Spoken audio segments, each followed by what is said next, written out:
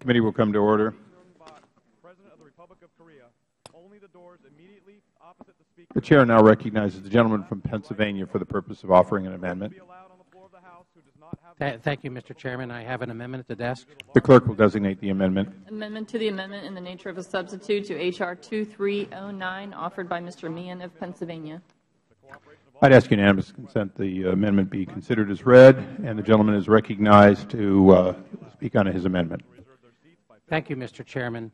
Mr. Chairman, I know I am among many on this committee who have worked and really care about trying to find a way where we can work together to get to a resolution that deals with the reality that we all face, which is the tremendous challenges that the Postal Service faces in a changing economy, but also looks to appreciate the work that already has been done in trying to find a way to move forward in the most effective manner. And as a result, I have worked through the language in the substitute amendment before us and recommend a few changes which I think may help to make this more palatable for numbers of our colleagues. First, just with respect to the oversight as we move forward, building on the principle that the individuals who are there, the Board of Governors, the current management who are dealing with this issue, be giving a window to continue to try to do it. I was struck by the language of the authority, which may be in place and, in fact, may need to be in place in order for there to be some kind of a real impetus for the existing management to deal with the issue. But I also believe that there needs to be an appropriate window in order to do this. And so my amendment would first allow the creation of a control board as in accordance with the language in the bill, but would create it in such a way that they would only be triggered, again, according to the provision that they are not able to operate with a deficit as in the board. But what it will do is give a 2-year window that in the event the authority is called for in existence, there will be 2 years during which they will serve in an advisory capacity to the existing management as they continue to try to find a way to resolve the issues that we are dealing with. Second is appreciating that in the end here, one of the roadblocks to a resolution, perhaps, of the fact that there's going to be many more employees than may be needed is to appreciate moving forward the opportunity for the current management to be able to negotiate contracts that would not have the no layoff provisions in it, and also to claw back to the one existing contract and enable the board to go back and renegotiate it so that the no layoff provision not be part of the existing contract. That being said, I think it very important that as we move forward, we appreciate the long history and the importance of the collective bargaining process. We've heard many comments about it here today. And as a result, my bill would strike the language that's currently in this substitute amendment, the language that's contained in sections 204B, 4, and 5, which would take away the authority for that controlling authority to be able to modify or terminate the existing collective bargaining agreements. This will enable labor and management to move forward in a fashion to which each is accustomed and in a way in which we are accustomed to fairly try to resolve the issues. In addition, and I know there's going to be even further clarification, we remove sections 211G and 211I.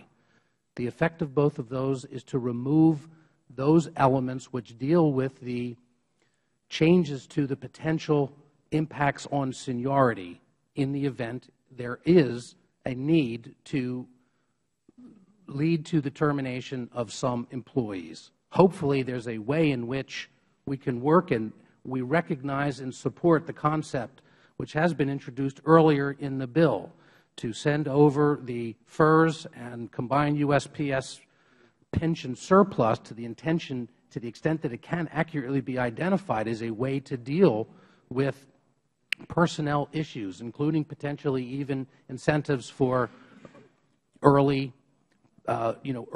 retirement. So the mechanisms are in place. And then lastly, it looks at this $10 billion temporary line of credit.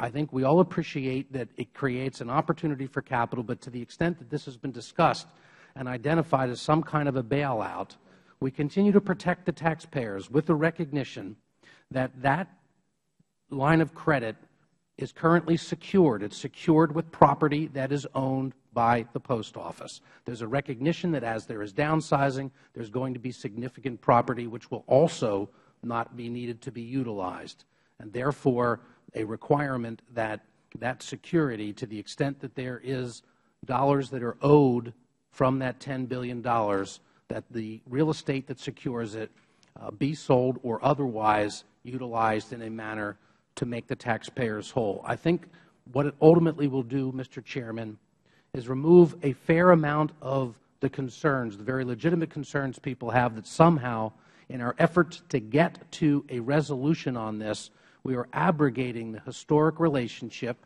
that exists between management and labor, but we allow the management and the labor collectively to have the capacity to make the tough decisions that will allow us to create a vibrant and vital United States Postal Service moving forward.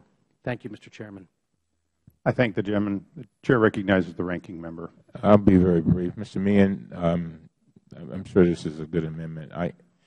We got you spoke a little earlier, and I really and you made some comments about how you get things at the last minute. We got this 7 minutes ago, and I'm not knocking you. I just want you to see it's and it sounds like some good stuff in here. It sounds like some stuff that I could agree with, and I've been trying to read it while I'm sitting here and listening to you at the same time. So that'll be the extent of my comments.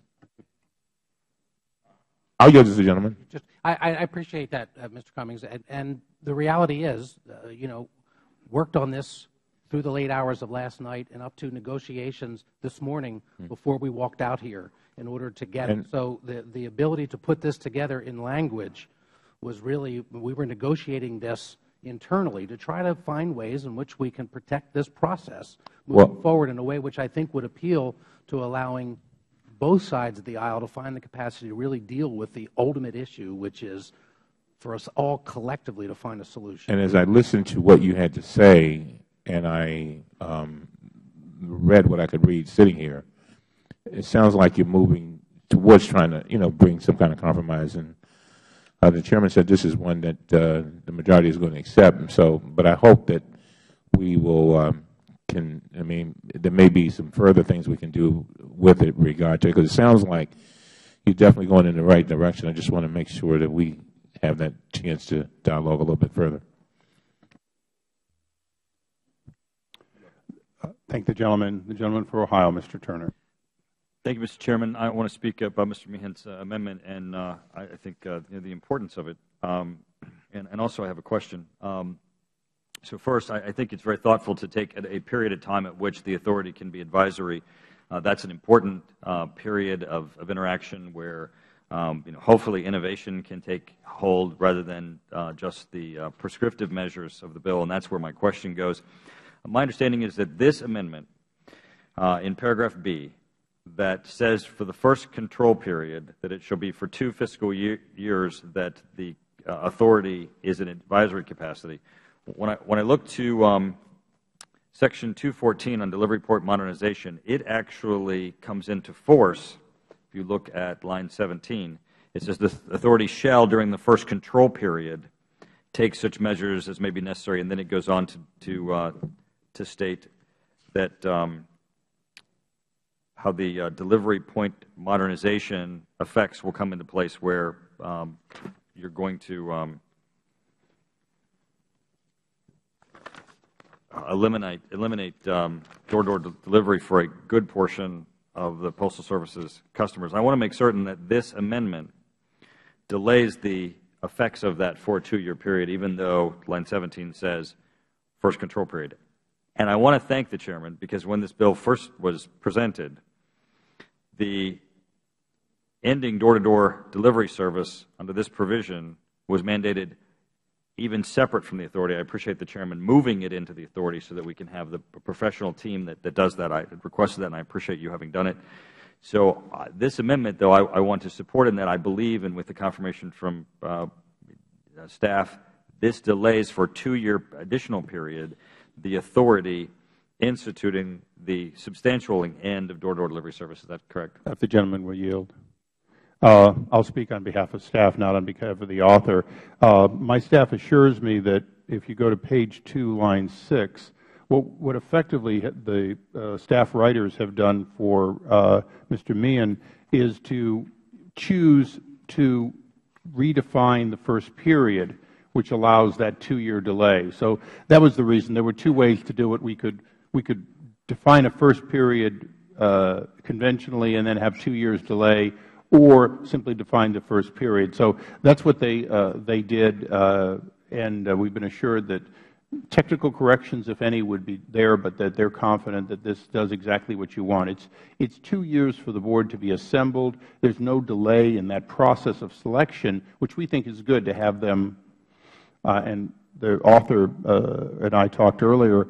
It's like a sword of Damocles. It's, look, we're here, we're ready, we'll give you advice, but we're not going to do anything for 2 years. And if you've made the direction that we know you want to make, then quite frankly, it never really comes into effect. And this is something that Mr. Meehan lobbied us very hard for, is the people that got you in trouble, give them a chance to turn it around, because a lot of us probably should have done more. You and I were here in 2006. We passed a bill that was insufficient twice previously for the kind of reforms we're looking at today. So I think that's why they did it that way. Mr. Chairman, I appreciate this. I have an amendment that I'll be presenting later that goes to this issue of what I think Mr. Meehan's amendment will do, as you're describing it, is to give a period of review where perhaps additional options can even be evaluated, to where this one might not be necessary, although it certainly is one that I think is set out very well as to its cost savings. Perhaps others could be pursued in the interim that could avoid this.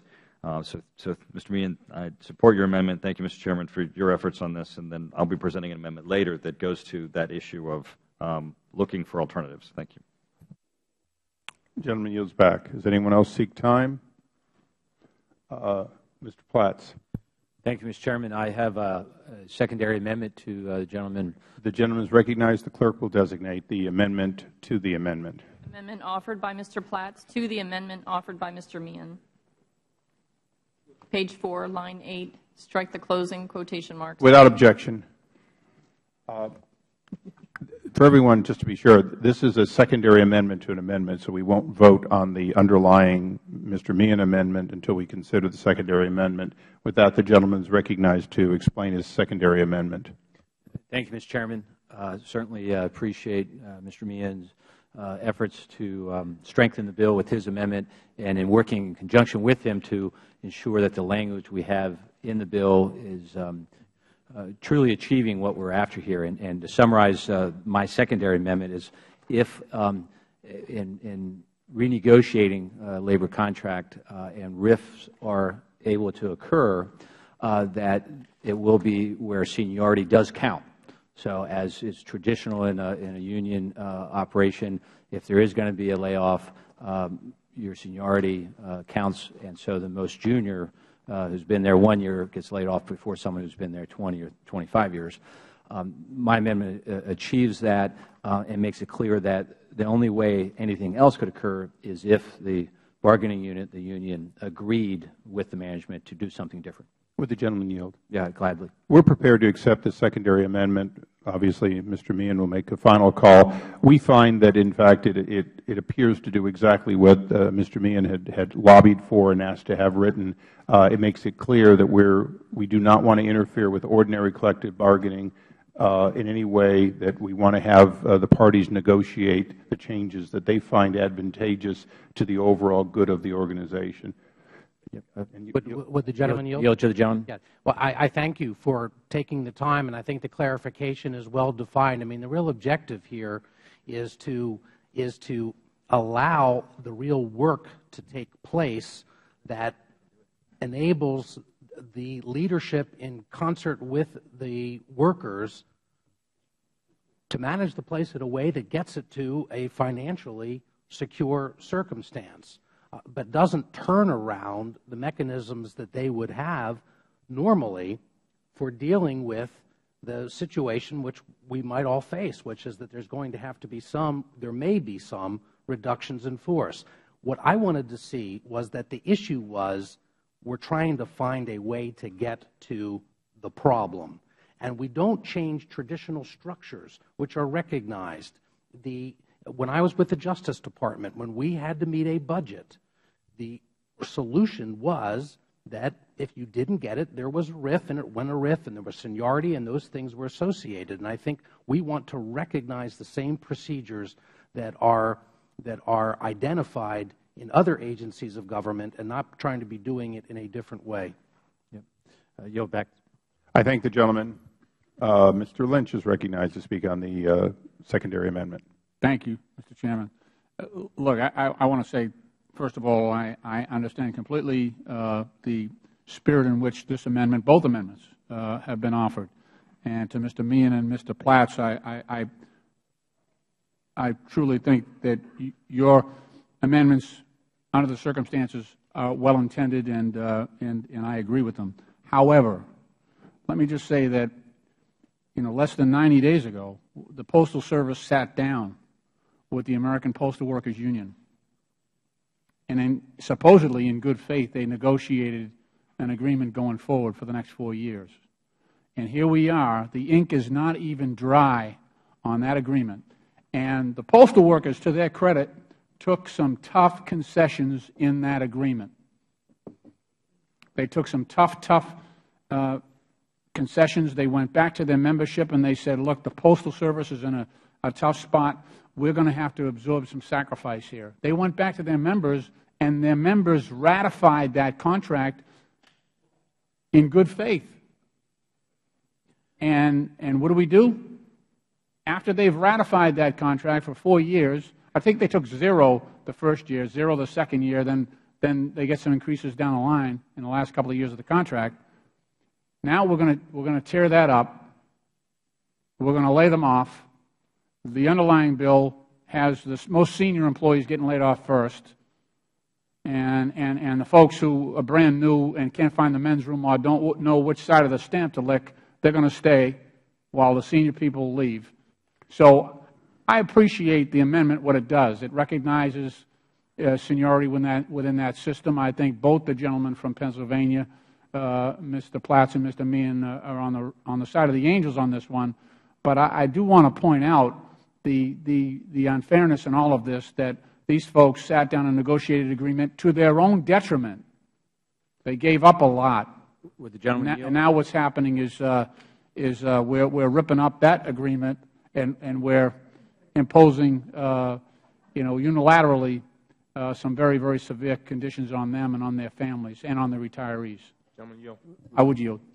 Just want to add on to what you just said. This one of the things that is very clear in this country is that the American people believe in fairness. And I will never forget the hearing that we had, and this gentleman right here sat there from the union, and I could see the frustration in his face, because he talked about how the unions had given their blood, their sweat, their tears, that they understood sacrifice. They got it. And that they working with the Postal Service had shed, I think, over 100,000 employees over a 3 or 4 year period, and how he felt like they were constantly being squeezed and squeezed and squeezed to death. And I think what you just said is so significant in that, you know, you sit down, you bargain in good faith. Every time our employees, our government employees, hear sounds coming out of Congress, quite often they are negative. But then they say, well, wait a minute, you know, we just bargained. It was just a few months ago. We bargained, and now this is what you're doing to us. The base bill itself changes this whole situation, you understand. And so at some point, I think we have to begin to also ask about the question of fairness. And that's what you're talking about, what's fair and what is right. And there's another piece to this. When you have, in this day and time, folks who get it and say that we understand that we've got some difficulty and some problems, as our unions have done, and they say, we're going to make the sacrifices. Okay, we're going to do that. And then they make the sacrifices, and then they get kicked in the teeth. There's something wrong with that picture, something awfully wrong with that picture. And, Mr. Meehan, as I said before, I understand, where you're coming from, and I know that you're a man of fairness. And I know Mr. Platts, as I listened to Mr. Platts a little bit earlier, I was thinking, all of this calls for us really sitting down and piece by piece actually really working through this like a heart surgeon doing the most complex surgery, as opposed to just sort of moving along. And I'm not talking about kicking anything down the road. I'm talking about us actually sitting down and going through this and keeping in mind that there are people, when we do the things that we're doing here, there are people who are affected, there are families that are affected, there are neighbors that are affected, there are constituents that are affected, there are mailman and woman affected. I would say we can do better. I yield back. The gentleman from Pennsylvania is recognized. Thank you, Mr. Chairman. The essence of what we're trying to do is work in a way in which we appreciate the issue of collective bargaining and what has been done to this point in time. I mean, this is an outreach to give the unions the appreciation and recognition for what they've done and what they've given in. One of the issues we also need to face, and we're all here collectively, is the math. I mean, we look down the road, and they do not have to do layoffs. This opens the position that they could be authorized if necessary. Let's hope that there's a way in which it doesn't need to be done. What it's doing, though, is enabling that to be a mechanism. But I'm looking at the math, and I'm struggling for a way to try to protect as many of the workers as we can and to protect their rights as best we can. But also, we've got to protect the taxpayers. Because that, to the extent that this does not, the Post Office cannot find its way to make itself able to operate on an even keel, the taxpayers are going to be told that they've got to pay for it. And they didn't have a place at that table. The very people who did have a place at that table, we're asking now to go back and find a way to make it work.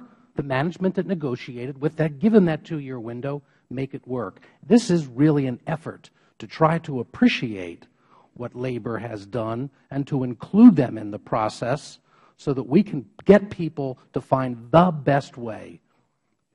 I would yield. Thank you,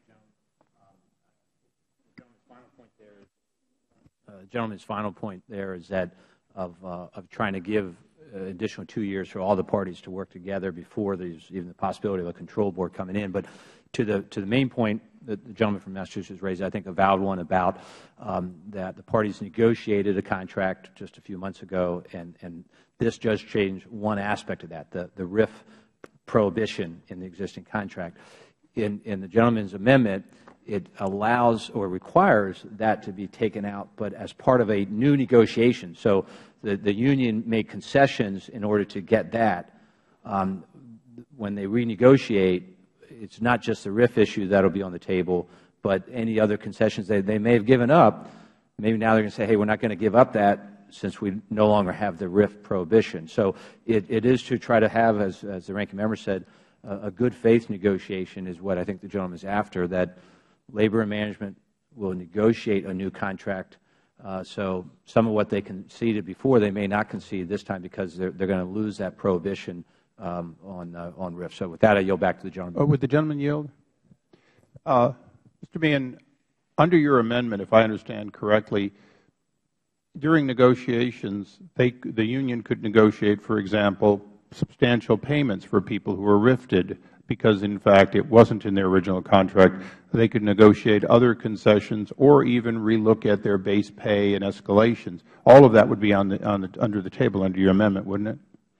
Mr. Chairman, that is exactly what we're trying to do, is to go back to appreciate the principles of collective bargaining and to say that, we've got to all realize that at some point in time there may be a need to look at reduction in force, that there be an equitable way to do it, and that in return for what was negotiated, they can open the door to, renegotiation. And it would not be equitable to have prospectively 3 of the other remaining unions that have not yet negotiated their contracts to be subjected to no layoff, to be subjected to clauses which could include layoffs, and yet have one of the unions not have any kind of a layoff capacity. And I just don't, I'm hopeful, but I don't see the numbers. I'm hopeful that nobody needs to be laid off. It would be in a perfect world we didn't. But if they do need to, how do you do it most equitably? And that's the intent and hope of this provision.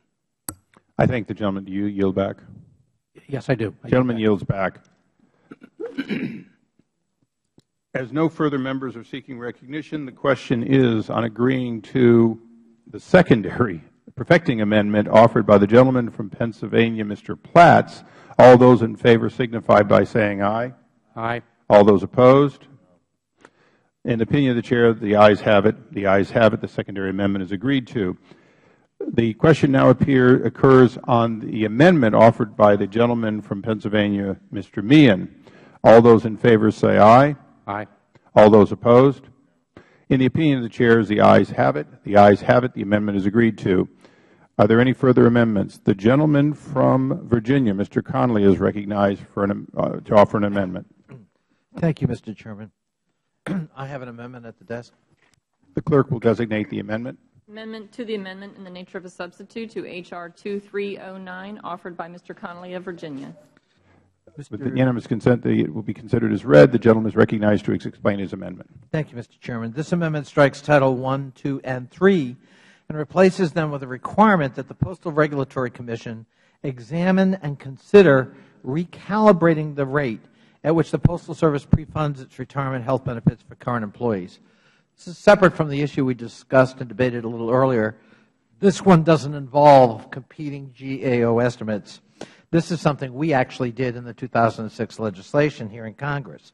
As a result of the Postal Accountability and Enhancement Act of 2006, the Postal Service is the only entity, public or private, which is required to pre-fund its anticipated retirement pension and health costs at 100%.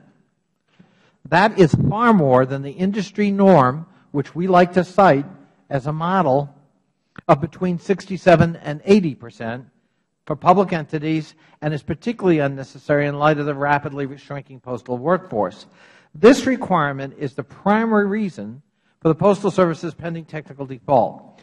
But for the pre-funding requirement, the Postal Service would have been in the black since 2006 instead of losing a cumulative $22 billion. That's not to deny there are changes, obviously, in mail service, and as you pointed out earlier, Mr. Chairman, obviously the email is having an impact on the Postal Service, but it's a separate issue. This amendment would direct the Postal Regulatory Commission to recalculate the retirement pre-funding rate based on industry best practices and expected changes to the Postal Service workforce. According to the Fitch Rating Service, government default rates nationwide are less than 0.03%, far lower than the private default rate of 10%. By aligning retirement pre-funding requirements with the same best practices that have protected solvency of other governmental entities, we can also protect the Postal Service retirement savings without driving it into bankruptcy through excessive payment requirements. It would buy the Postal Service time to complete more far-reaching changes to its business model, including strategic co-location with public and private sector entities, maximizing revenue from parcel shipments associated with Internet commerce, vote by mail, advertising changes, and new retail activities with existing private sector companies in collaboration. In conjunction with the 90-day extension bill introduced by Mr. Cummings, Mr. Lynch, myself, and others, this amendment, I think, would buy us some time to fashion that new viable business model for the 21st century. And with that, Mr. Chairman, I yield back. I thank the gentleman. I recognize myself in opposition to this amendment. Mr. Connolly, you represent too many Federal workers not to know better. This amendment of yours guts the bill, strikes all of the reforms, and puts $100 billion on the backs of the American people if enacted. I know that the popular buzzword on both sides of Capitol Hill has been, well, we're the only agency that has to pre-fund. With all due respect, this is the only agency that gets to set its own fees and collect the money necessary to meet that funding. What I think is not said enough around here to past the Federal Beltway to the American people is, in fact, Social Security has an obligation to be fully pre-funded. We are pre-funding our own retirement as individual citizens. Yes, the Federal Government, in fact, should have a line item for every part of the FERS liability. But ultimately, for everybody virtually except the Post Office, that would simply mean that we would put money in and then immediately put it back into Treasury bills. The difference is it is not general revenue that pays for the retirement of our postal workers. Now, I want to take exception specifically to one thing you said, that somehow because the Post Office is shrinking, this is less necessary. It is just the opposite.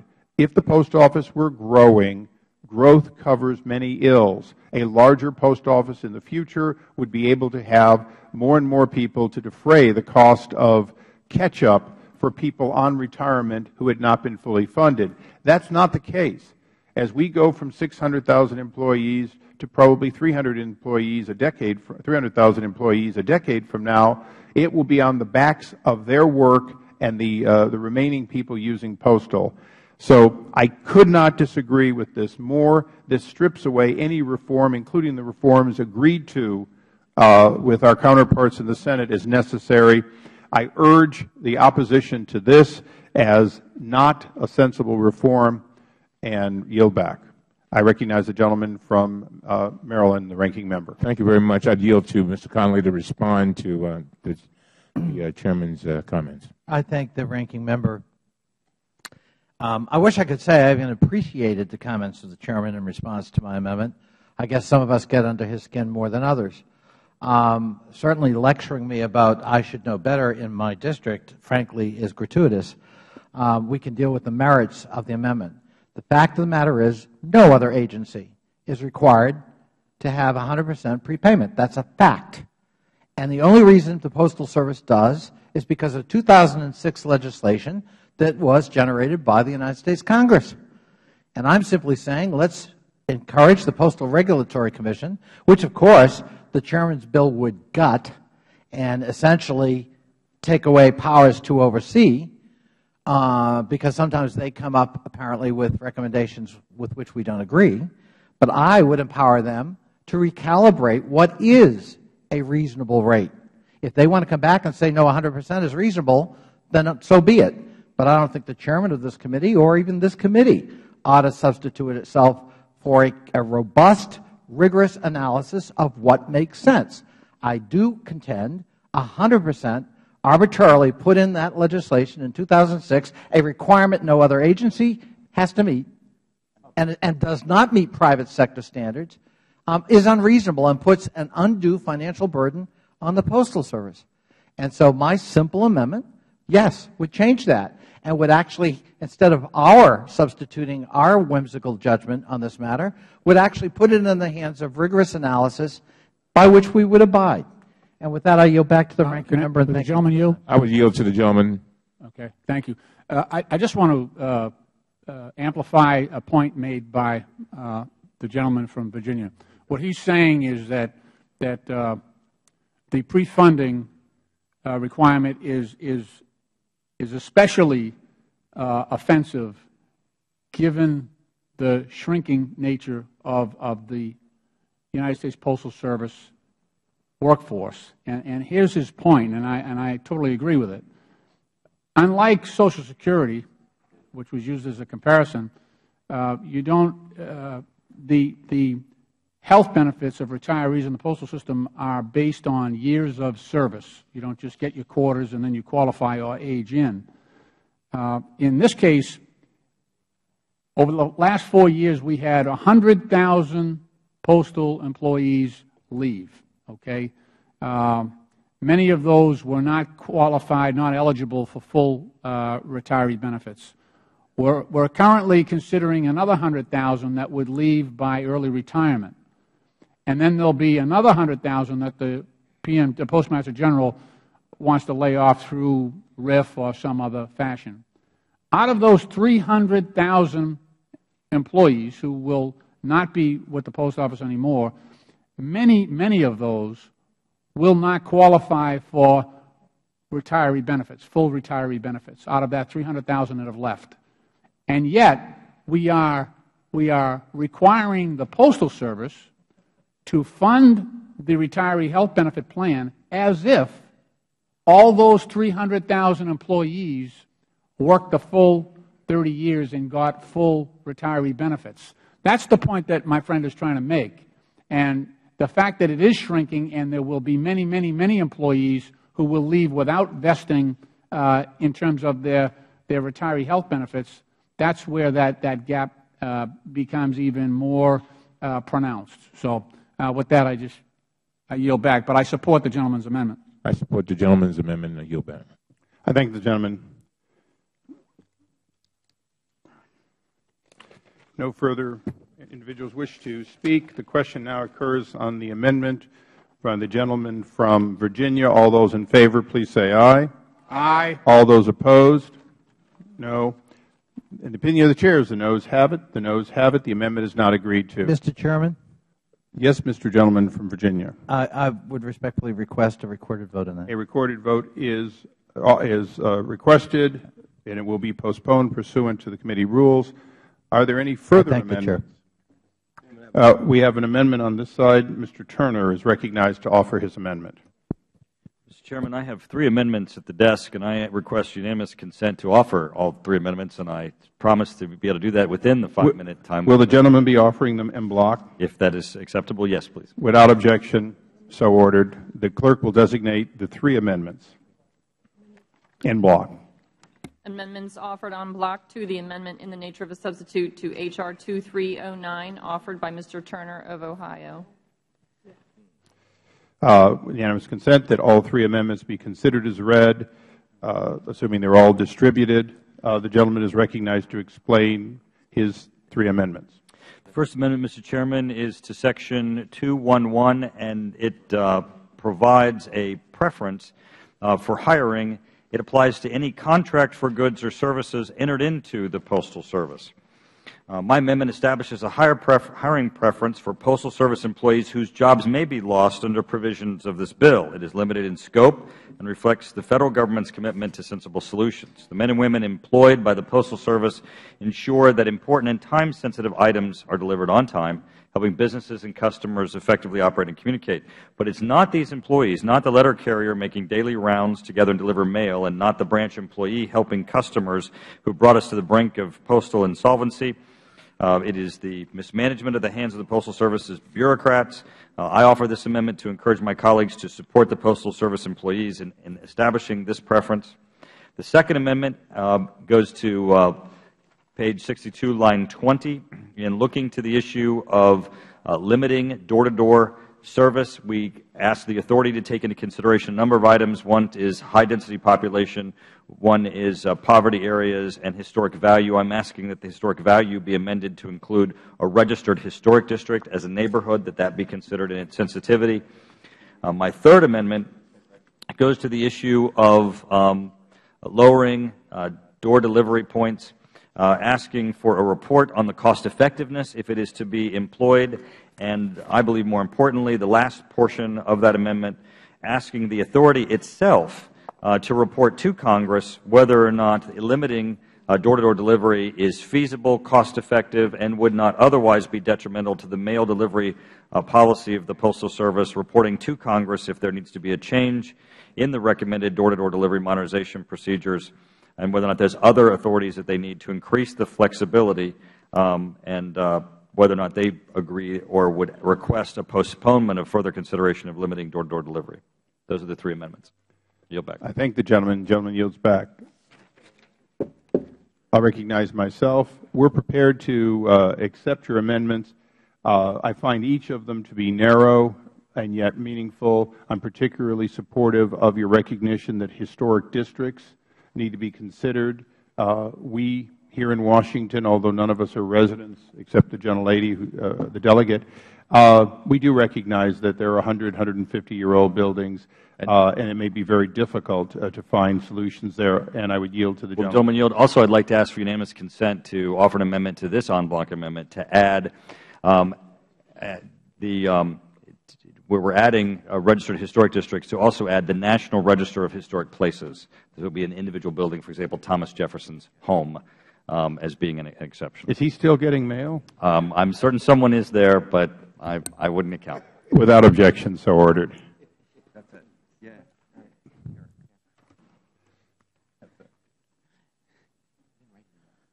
I yield back. The gentleman from Massachusetts is recognized. I would just caution,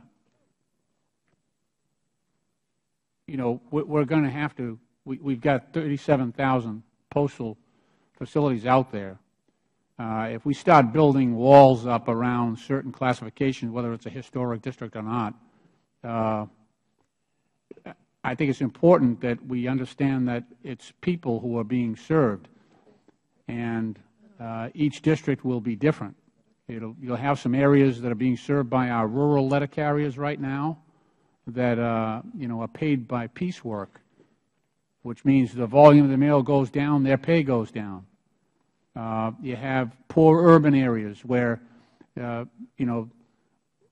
poor rural areas where a post office is really the heart of those communities.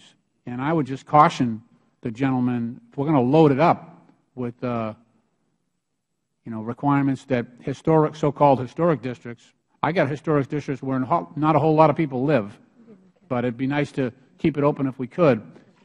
I'd hate to see that traded away and have it. Gentleman yield. This isn't about post offices. It's about post office boxes at people's houses. It's about mail door-to-door delivery. This provision does not keep open any post offices. It's just the issue of having the sensitivity to areas where there's a reduction in door-to-door delivery. And I think the comments that you're making actually support the amendment.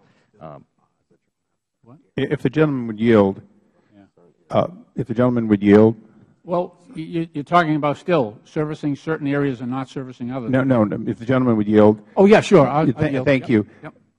As the committee understands the amendment, for example, in historic Williamsburg, they would have to find a way to put in cluster, assuming you were living in historic Williamsburg, they would have to find a way to make the cluster box or mailbox consistent with the fact that it would look wrong to just have a bunch of mailboxes in the middle of a historic 1700s facility. In the case of here on the Hill, for example, they might not have a mailbox sitting out at the street with our limited curbs. The gentleman's amendment does require that it might cost a little more to get it right with these historic communities, and that's what he's looking at. In some cases, if I understand correctly, it may not be cost competitive. It may be better just to walk up and put it in the door at Thomas Jefferson's home at Monticello. But that is our understanding, and the underlying bill did have a 90%, not a 100% goal. So although it could affect the consideration for that last 10%, 3.7 million homes that might not end up with an outside box, we accepted his amendment in principle because we felt that it simply put the priority where it belonged in the consideration. But as far as we know, it doesn't affect post offices. I yield back. Mr. Chairman, if you yield for just a moment. Well said. Does the gentleman yield back?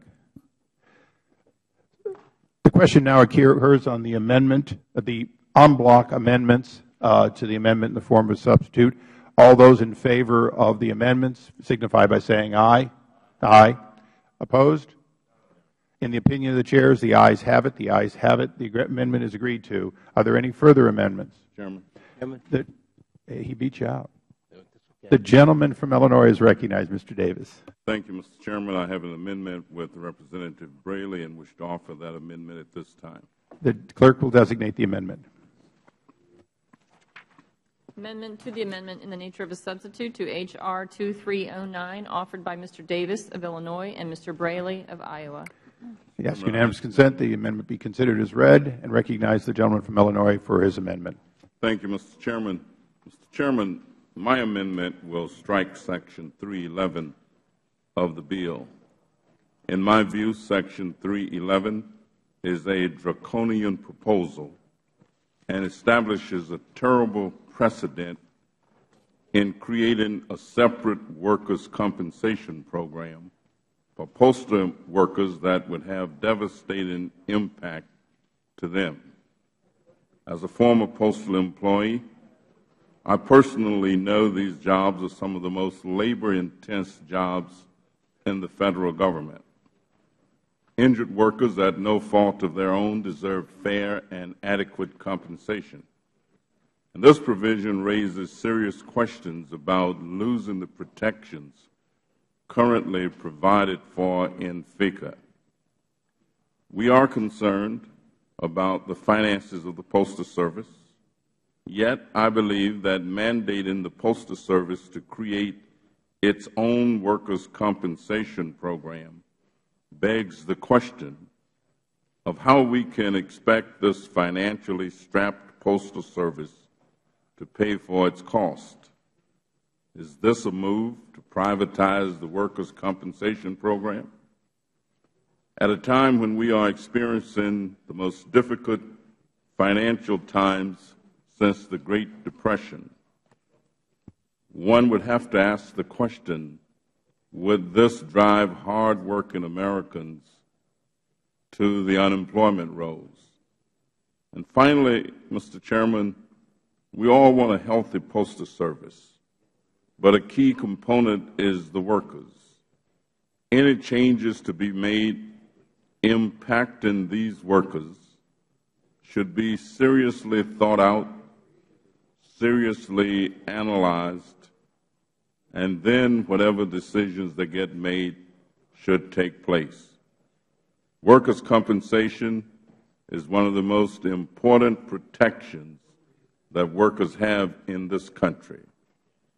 And I believe that we can't just take a whack and expect the Postal Service, which becomes a very smaller entity, to establish a program of its own and expect the same kind of protections for the workers that they get as a part of the overall government compensation system that we have. I thank you, Mr. Chairman, and yield back the balance of my time. I thank the gentleman. The Chair would announce that at the rate we're going, we believe that we will be able to have votes on the base bill by 4. So if all members, all staffs would announce to them to be prepared to be here at 10 minutes to 4, that is our goal. If we go slower than expected, then the votes will be after the Korea joint session. But right now, I want people to be at least aware that that could occur. And with that, I'll recognize. Does anyone wish to speak in opposition? Okay, then I will. I recognize myself for 5 minutes. The amendment of the gentleman from Illinois, although well-meaning, strikes our attempt to deal with FECA. I recognize that there's no perfect language, and we had a lively discussion at the subcommittee. However, not only will this amendment eliminate some of the savings, but it will leave absolutely no answer for the 3 98-year-old people who still receive pay because they have failed to deal with this. What I would say to the gentleman from Illinois in opposition to this bill is it is my goal to work with Mr. Miller, Ranking Member on Education and Workforce, and Mr. Klein to see if we can't find mutually agreeable language. Having said that, we have been notified by the Senate, most notably the Ranking Member over there, Senator Collins, that they have jurisdiction and they intend on doing something on it. So without speaking as much to the core, I think that the gentleman would agree with me that no action by striking this does leave us with some unanswered problems that will ultimately be in the final bill. So it's not that I object to working on it, and I look forward to working with the gentleman, but would ask that this amendment not be approved, and I yield back. Seeing no further debate. Yes, I wanted to yield to the gentleman. Did you have a response, Mr. Davis? I want to thank the ranking member for yielding. The reality is, Mr. Chairman, and I certainly appreciate your desire and your willingness to work with Ed and Labor to try to reach a common ground. But in the meantime, what we're really saying is that we're going to zero this out, wipe it out, and indicate that those workers would have not the protection of all the rest of the workers in our system. And, of course, the Postal Service, while it's a large organization, I don't think is large enough to sustain at the same level the kinds of protections for workers that they currently have under a system. And while I agree that there need to be some changes in terms of annuaries, that is, individuals who've reached certain ages, wondering what to do with them, I think that we ought to be able to find a way to take them out of the system and not do damage to the rest of the workforce. Would the ranking member yield? I yield to the gentleman. I agree that we should be able to find it. What our base text does is it provides, because of the amendment delaying the control board, it provides 2 years in which they would not be able to opt out of FECA. And during that time, well, they were proposing that for their, let's call it 500,000 workers, they would have a system. At the same time, the Congress has the opportunity to act on an alternative. My goal would be, and I think the appropriate goal we should all have, is that FECA reform would occur, something that is within our committee's partial jurisdiction, but primarily in the Ed and Labor Committee. So the goal is, in fact, to leave a place marker here, and I hope that the gentleman would view that saying that they have the power 2 years from now to develop their own system and leave FECA doesn't mean that they have to do it. It means that if we can't find a fix in 2 years, if it saves them money while being fair to their injured employees, they would have the ability to do it. And that's the only reason that I spoke to the gentleman's amendment.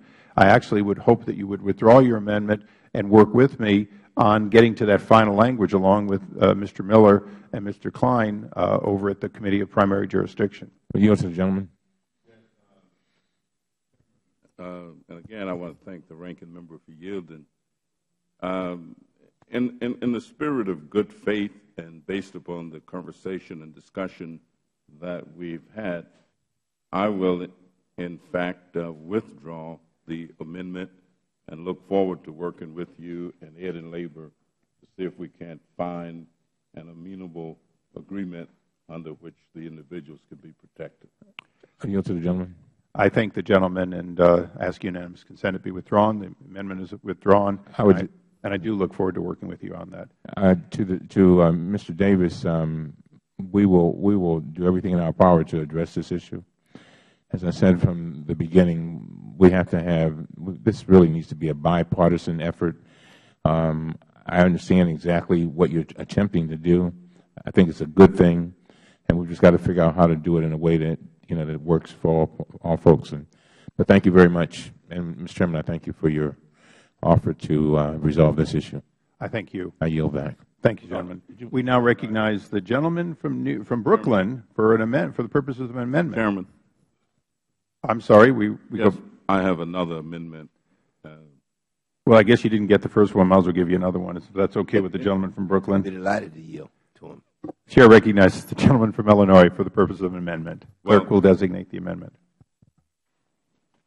Amendment to the amendment in the nature of a substitute to H.R. 2309, offered by Mr. Davis of Illinois. Thank you, Mr. Chairman. The gentleman is recognized. Mr. Chairman, I have an amendment to strike Section 403 of H.R. 2309. Section 403 will phase out postage rates that facilitate the ability of nonprofit organizations, churches, and other faith-based institutions to effectively do charitable work in America in helping the poorest and the neediest people. Given this tight economy and high unemployment, nonprofit organizations and faith-based institutions are called upon to do more to ease the burden of our citizens afflicted with diseases, mental and physical disabilities, disaster, drug addictions, reentry, homelessness, and poverty. How can we expect these organizations, who provide so much assistance to others, be called upon yet to share again a high cost burden that tax their efforts? This is just not fair, and I don't think it's the right thing to do. We must be cognizant of how Section 403 rate preferences for nonprofit advertising of H.R. 2309 will impact our nonprofit and faith-based organizations who receive charitable contributions from the average citizen to help others. For example, this provision would cost the March of Dimes Foundation an additional $1 million in postage expenses in its first implementation. As a result, the foundation would have to drastically cut mail volumes across the board, which in turn would mean dramatic loss in donor support. And as we know, the March of Dimes direct mail program is the second largest source of funding within the organization, which provides life-saving research efforts for women, infants, and children. Last year, the American Lung Association mailed about 40 million pieces of mail that cost approximately $6.3 million in postage. Section 403 would equate to a rate increase for the American Lung Association by 35%.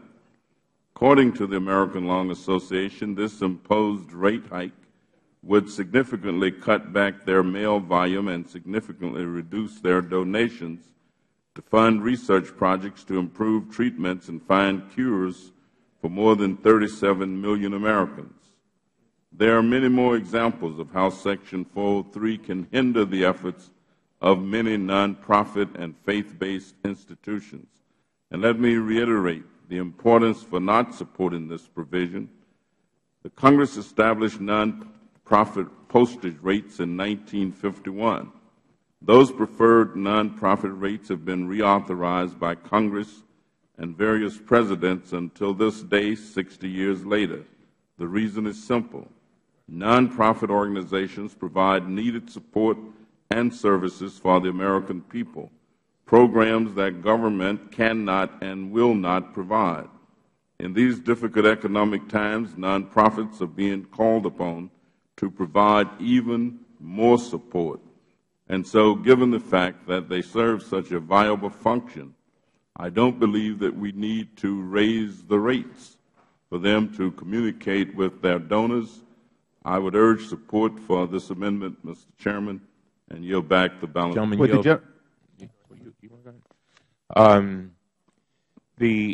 go ahead. I'll yield. Okay, if the gentleman would yield. Mr. Davis, you and I think more alike than you can imagine.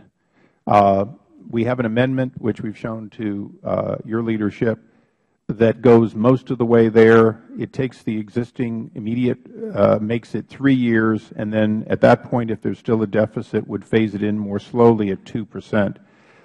If you take that as a friendly secondary, we would support your effort to not have any burden until we can get those costs in line, as you so rightfully said.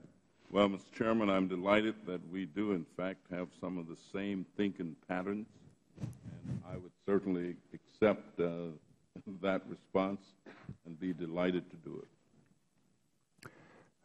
Then I'll take that as unanimous consent on the secondary being accepted. All those in favor of accepting Mr. Davis's text as amended, please say aye. Aye. Any opposed? In the opinion of the chairs, the ayes have it. The ayes have it, and the clerk. Pardon me. Oh, noting for the clerk that the agreed on language was number 105, TRC 105. So you can catch up on those technical corrections. Thank you. We now go to Mr. Lankford for the purpose of offering an amendment. I have an amendment at the desk. The clerk will designate. Mr. Lankford, which one? This deals with the appeal rights. The number on the top left. Let's see, 133. Thank you. Amendment to the amendment in the nature of a substitute to H.R. 2309, offered by Mr. Lankford of Oklahoma. The gentleman is recognized to explain his amendment. Thank you. I'll be very brief with it. We all understand very well post offices, whether it be a branch or whether it be a station. They are community locations. In many rural communities, that is the only flagpole in that entire area, and for many places, that is the gathering location. And so ways to be able to honor those rural communities and be able to allow the community to be as involved as possible, with the possibility in the future that there may be consolidation of stations. I want to have every opportunity possible for the community to be involved in that conversation. Currently, post offices can be appealed, and they can have community involvement in that appeal, but branches and stations cannot. While they are smaller, more remote, have fewer staff on them, I do consider those as still that community station for that location. So this simply provides an opportunity that it expands the appeal process for the closure of a facility beyond just post offices to postal stations and to branches as well. Would the gentleman yield? Yes, I would. We're prepared to accept this amendment as an amendment, quite frankly, that we would not have seen otherwise, this technical inequality in the appeal right. So I think it's a good amendment. I think it reflects a balance that we have on this committee of both rural members and urban members, each recognizing that we have to treat their constituencies fairly, and yield back. Thank you. With that, I'd yield back my time as well. Thank you. Does anyone else seek time?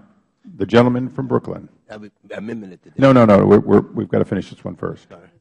Does anyone wish to speak on the Lankford Amendment? The gentleman from Massachusetts. Can I ask the gentleman from Oklahoma, The gentleman is recognized. What would the appeal rights consist of at this point? Appeal rights would be the same as the post office.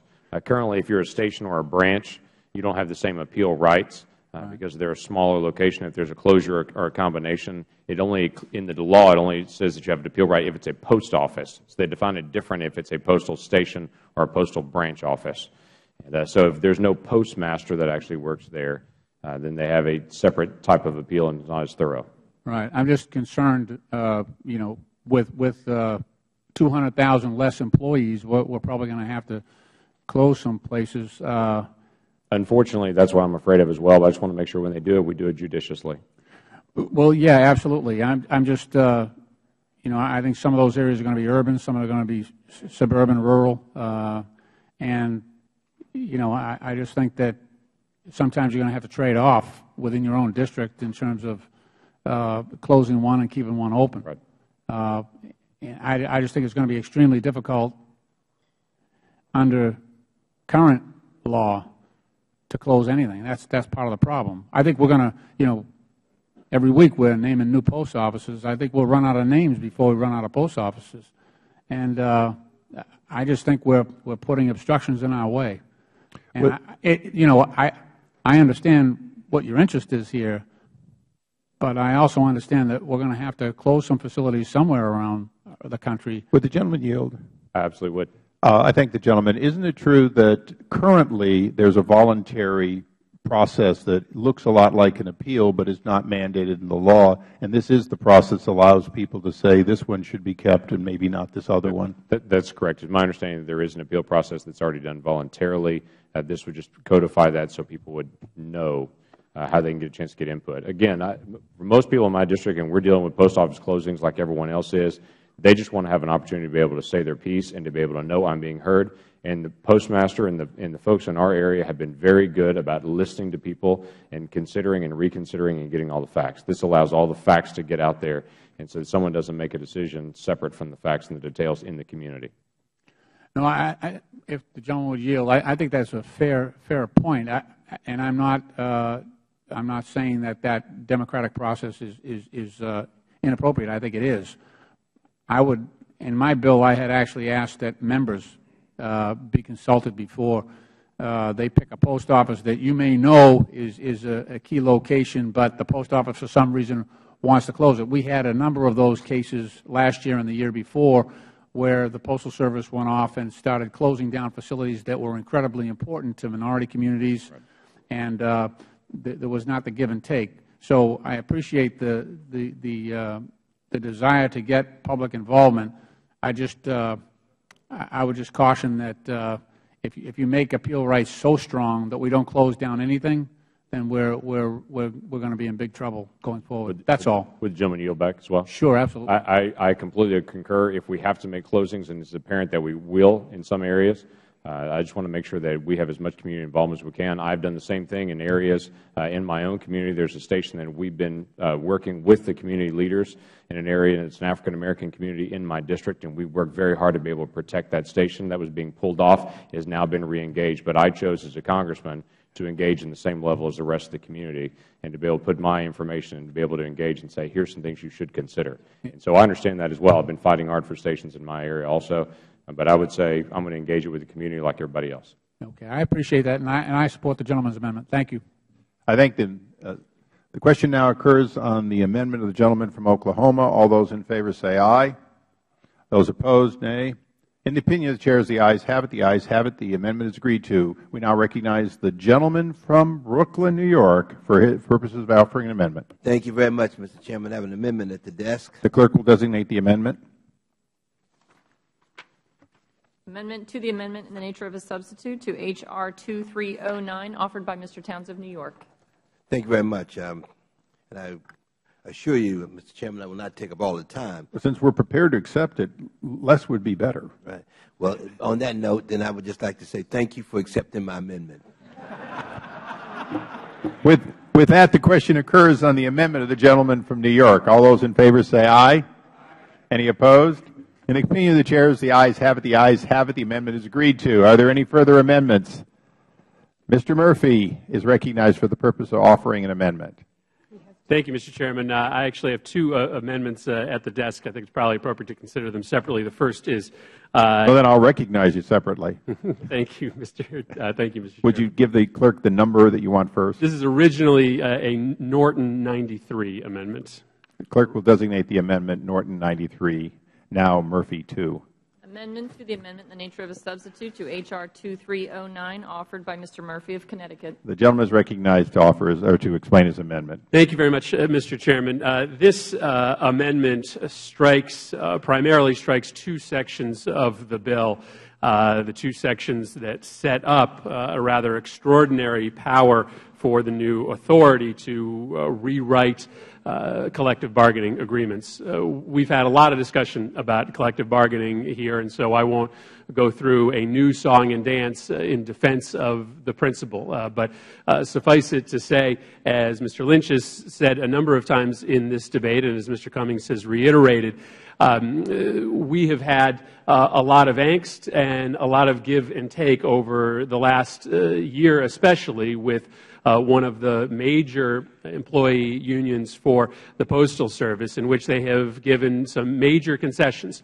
And this provision in the bill, which in the case that the authority takes root, gives them the power to essentially abrogate collective bargaining agreements and rewrite them from whole cloth, is an unprecedented assault on the, I think, fairly fundamental premise of collective bargaining that we've talked a lot about here today. And if I can draw just briefly upon some experiences we've had in Connecticut with the same type of power, I'm sure that there's a lot of hopefulness and good faith on behalf of the majority in that this section says that first the authority has to try to reach new agreements through traditional collective bargaining, and then, should they not reach the desired outcome, then they can modify the contract in order to fall within the desired financial savings targets that the authority has set. We've gone through that process in Connecticut, a very painful process of several major cities being taken over by oversight boards run by the state. And our statutes looked very much like this, but the reality was very different. In Connecticut's case, the authority board really papered over the initial process of collective bargaining and then went right to rewriting the contracts. And when they did that, though they were, as this statute requires them, supposed to stick to the portions of the contract that have financial ramifications, they essentially rewrote the contract from the ground up, including lots of non-financial changes that had to do with work rules and worker protections and safety requirements. And this section of the bill, only about 2 pages long, I would argue is woefully inadequate in setting up some basic restrictions on the powers that this new board would have to rewrite these agreements. I'm sure there's a conversation to be had about a modification to contracts to keep it within certain financial targets, restrictions on non-financial aspects. I don't see enough of that in this section. My amendment would strike this power on behalf of the authority to rewrite the agreement. I think this is wrong-headed, and as it's written now, I don't think it has any of the type of protections that we would want, given this unprecedented power to essentially completely wipe out a collective bargaining agreement at the whim of this new authority. And with that, I yield back. The gentleman yields back. Now recognize the gentleman from Florida, Mr. Ross. Thank you, Mr. Chairman. I wish to speak in opposition to the amendment. Today we've adopted the Platts Amendment, the Meehan Amendment, which I think adequately addresses this with regard to collective bargaining. We've also unanimously adopted Delegate Norton's amendment with regard to the sense of the Congress concerning collective bargaining agreements. I think it's pretty important to point out that the collective bargaining agreements need to be preserved to the extent that they can be preserved as a last priority should they ever be touched or addressed. And I think that's what we've accomplished in the Meehan agreement or amendment, is that the collective bargaining agreements will be preserved unless there is absolutely nothing less that can be done to save the United States Postal Service. I think one of the most important things that we have to look at as we pass this bill is where are the cost-saving measures and where can it come from? Can it come from going from door-to-curb service of $3.5 billion reduction? Can it come from closing certain processing facilities? Can it come from closing certain post offices? Can it come from reducing the number of employees there, not by layoffs and not by firing them, but rather by incentivizing them for full retirement, for which 150,000 are eligible? If we can accomplish that, then the collective bargaining agreements don't need to be addressed. But if we do have to address the collective bargaining agreements, I believe that we've adequately done that in the Meehan and the Platts Amendment. And I yield back. Gentleman yields back. Question now occurs on the amendment, in the amendment to the amendment in the form of a substitute by Mr. Murphy. All those in favor say aye. Aye. All those opposed, no. In the opinion of the chairs, the noes have it. The noes have it. The agreement. The gentleman requests a rolled vote. A vote has been ordered. Pursuant to the rules, the vote will be postponed. Are there any further? Yes, and for the further second amendment. Thank you, Mr. Chairman. I never thought I'd get a second amendment from you, but go ahead. Another amendment at the desk. The clerk will designate. Murphy 52. Amendment to the amendment in the nature of a substitute to H.R. 2309, offered by Mr. Murphy of Connecticut. The gentleman is recognized to explain his bill, his amendment. Thank you, Mr. Chairman. In the underlying bill, in the substitute amendment, there is a provision that would eliminate the right of public appeal on the issue of closure or consolidation of a post office if there is a contract post office within 2 miles.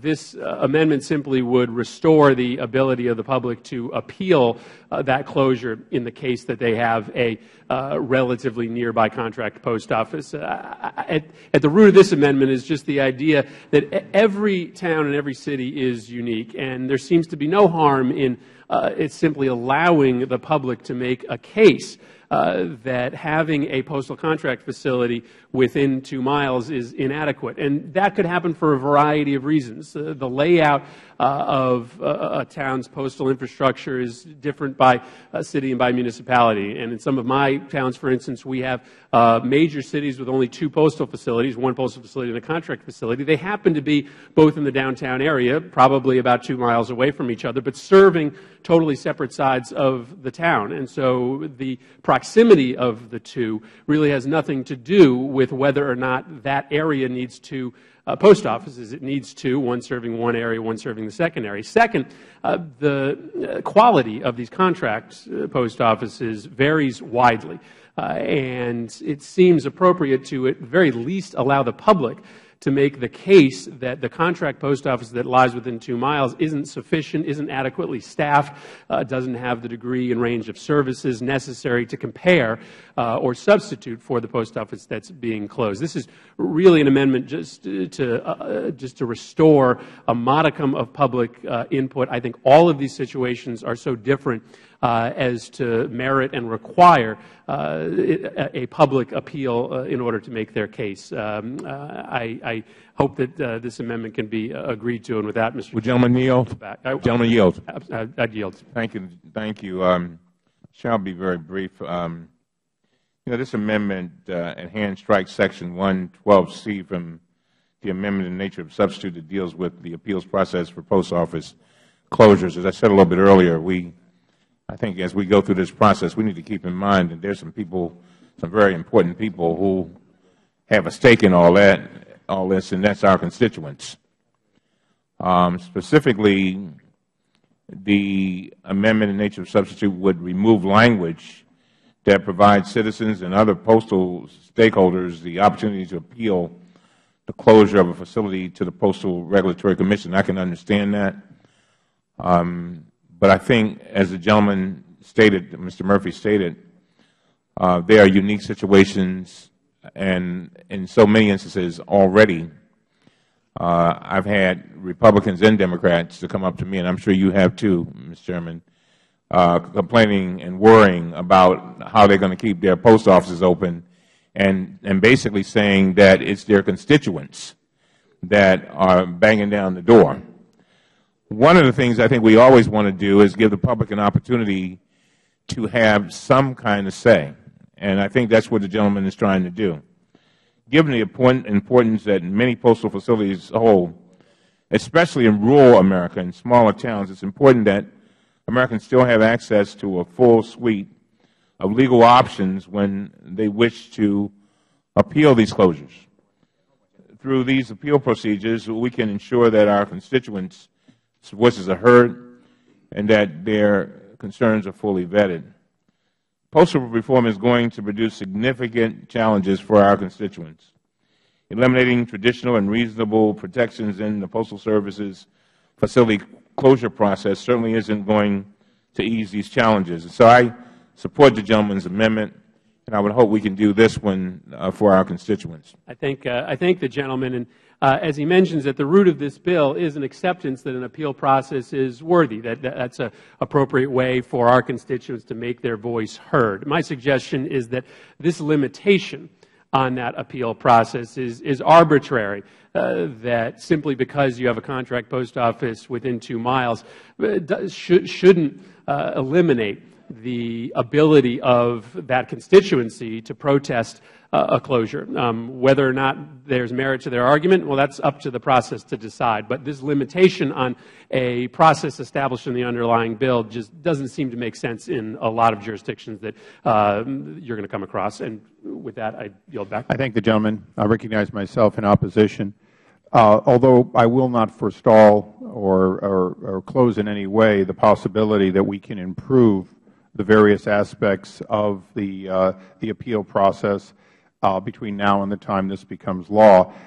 I do have concerns that The reason that we put in this very small area, and I know I'm a native of Cleveland, I live here in Washington part of the time, and I live in a suburban area in California, so I know that 2 miles in California is how far I go just to get a bottle of milk. Well, 2 miles here, I go past 80 restaurants, or maybe more, plus the White House. So the fact is 2 miles is relative. We chose to feel that if the post office, in their effort, which is a stated effort to get to 24/7 opportunity by moving to contracted post offices that actually enhance the ability of the consumer to get there, they're often going to put in a second post office, replacing one, often a leased post office, closing that post office and saying, here's a substitute.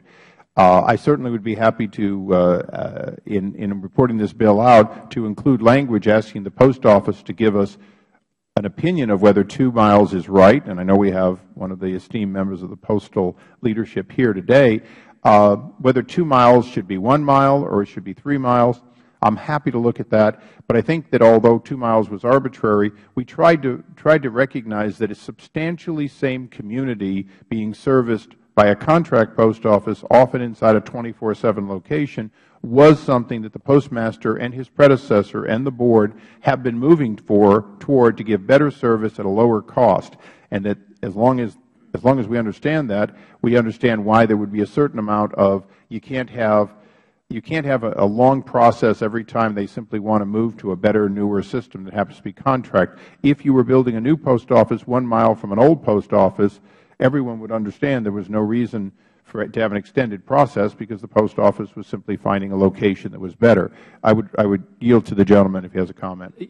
Thank you, Mr. Chairman. With the expectation that I'm probably going to lose this amendment, I would certainly entertain the offer to work on either language as the bill is reported out or a subsequent conversation based on some discussions with the post office. I'll take your offer. You have it, and you also had a head shake by the deputy postmaster. So we will try to find the right distance if that distance is not there, and work with you for final passage. With that, I'll withdraw the amendment. I thank the gentleman. And with that, are there any further amendments? The gentleman from Nebraska, Iowa. I always do that. I've done 3 different cities for you, Bruce. Okay. Thank you. The gentleman is recognized. Mr. Chairman, we know when we're in flyover country that these are the things that happen, and we're just grateful to be here at the hearing with you. I thank the gentleman, and I assure you that 2.5 hours from home as I fly over your district, I think of you. I actually have 2 amendments at the desk, Mr. Chairman. Will the gentleman be offering them en bloc? I'm not sure what the status of the second one is. We've been talking to your staff about it, so I would just ask the Chairman to call up Amendment 30 at this time, and maybe we can go from there after we take care. The clerk will designate the amendment number 30. Amendment to the amendment in the nature of a substitute to H.R. 2309, offered by Mr. Braley of Iowa. Before the gentleman is recognized, it is clear that we will not be able to conclude prior to the speech on the House floor. So we will go right until 4 o'clock. We will come back immediately following the speech, and at that point we expect, with the relatively limited amendments left, that we will the roll votes will be voted very shortly after return, and then the final 2 bills. So we would ask everyone to come back immediately following the speech, and that would put us out of here about 15 to 20 minutes after that. As a matter of fact, Mr. Braley, you will have the last amendment before we adjourn. The gentleman is recognized to explain his amendment. Thank you, Mr. Chairman. Every time you say the gentleman from Brooklyn, I think you're talking about me because, like Mr. Towns, I grew up in Brooklyn. I just happened to grow up in Brooklyn, Iowa. And one of the reasons I've introduced that amendment is because growing up in that small town and knowing the critical importance of rural post offices, I want to make sure that we're doing everything we can to keep those post offices open and as part of those communities, because as others have said, it's an incredibly important thing to those communities. My amendment strikes the BRAC-style commission that would close thousands of post offices across the country and strike the language that would also close nearly every rural and small-town post office. The simple truth about this bill is that it would result in the closure of almost every small-town and rural post office in America. It would weaken mail delivery to rural areas and lay off thousands of post office employees. These post offices provide good-paying jobs. They ensure that the mail is delivered quickly. They are great meeting places, and they support local businesses. And my constituents in the 1st District of Iowa rely heavily on them for their livelihoods. Closing these rural post offices would devastate many of these communities, put more people out of work, and hurt the local economy in thousands of small towns. That's why I believe in a better solution. Let's solve the post office's financial problems by passing the Lynch plan. And then I urge my colleagues to support this amendment. It would do several things. It would strike Subtitle A in Section 112 of the bill. Right now, according to the PRC, maintaining all small and rural post offices costs 0.7% of the total operating budget of the USPS. And Subtitle A mandates a 10-year savings of $8 billion, so to reach that total, virtually every small and rural post office would have to close. Subtitle A fails to account for the U.S. Postal Service with facility closures, and as a result, this will have a disproportionately adverse effect on rural communities. And that's why I urge my colleagues to support my amendment, and I yield. Would the gentleman yield? I will. I know the gentlelady from New York intends to speak on this because she's worked hard on a similar concern. I do hope that the gentleman will recognize that the reforms we put in to limit to 10% the closures that can occur within rural America was a good faith effort to try to address that. I also have been advised that your second amendment is perfectly acceptable to us in a revised form, so as soon as it's printed, we're ready to accept it. And with that, I yield back. You gentlemen yield back. I just want to thank the Chairman for acknowledging we both agree on the second amendment. I thank the gentleman. Recognize the gentlelady from New York. Thank you, Mr. Chairman. I just want to reiterate our amendment this morning was specifically introduced to protect the rural post office, and so there would not be an inordinate number of those closed, understanding that it would impose such a difficulty for folks who live in rural areas, and it was a consideration of that. And so I hope that you'll consider supporting that amendment, and with that, I yield back. Thank you, Mr. Chairman. I thank the gentlelady. The question now occurs on the amendment of the gentleman from Iowa. All those in favor say aye. Those opposed, nay. Nay. In the opinion of the Chair, the nays have it. The nays have it. The amendment is not agreed to. Mr. Chairman. You'd like a vote? Please, sir. Okay. It will be postponed. And with that, the gentleman is recognized for his second amendment.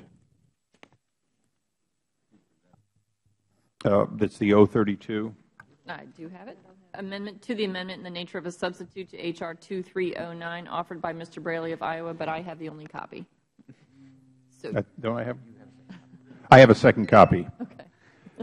The gentleman is recognized to explain his amendment while they're circulating. I thank the Chairman, and just very briefly would indicate that one of the things everyone is concerned about is the impact on the unemployment rate that closing post offices will have. And one of the ways that we've tried to address that is by requiring the Postal Service and the Commission on Postal Reorganization to consider the total number of postal employees who would lose their jobs, the total number of veterans who would lose their jobs, and the availability of both post office jobs and non-post office jobs in the area as part of any closing decision. Just today in CQ Today, there was an ad that says it all. The Postal Service hires more veterans than any other civilian employer. I am proud to be the ranking member on the Economic Opportunity of the Veterans Affairs Subcommittee. We have 1 out of every 4 Iraq and Afghanistan veterans unemployed, which is a shameful thing for this country to be facing. And we know that the Postal Service does a great job of putting veterans to work. We know that every veteran who completes the Transition Assistance Program for service members, 45% of those veterans get a government job, many of them in the Postal Services, and that's why I am pleased that the Chairman has agreed to work with me in accepting this. Would the gentleman yield? I would. We are prepared to accept it. I believe it makes common sense for us to look at the impact. Your agreement to have it be on an annual basis makes it not an excess burden to the Post Office. And with that, if the gentleman will yield back, we'll call that question. I would be happy to, Mr. Chairman. With that, the question is, will all those in favor of accepting the gentleman's amendment please signify by saying aye. Opposed?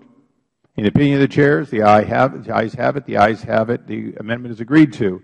With that, all further amendments will occur as soon as we have a working quorum after the speech on the House floor, for which the seats are disappearing fast. Could I just inquire of the Chair, how many roll call votes do we have right now? About a 10, I guess. 8 or 9. Thank you. But anyone that wants to withdraw them and accept it, it's always in order. And with that, we stand in recess.